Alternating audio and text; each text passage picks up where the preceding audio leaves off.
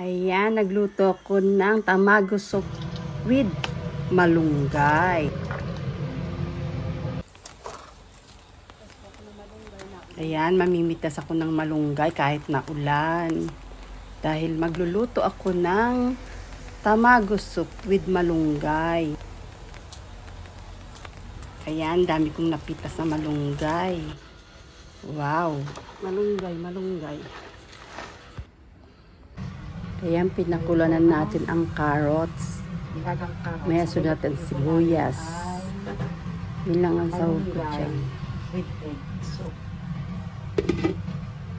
Sibuyas. And ito na yung malunggay. Ito nga pala yung itlog na ating ilalagay sa egg soup with malunggay. Ayan, may sibuyas na kanina hiniwa ko. Ng aming malunggay. Ngunit na. Isang malunggay egg soup. Oh, sarap. Sarap naman yun. Ang sarap ng soup namin ngayon.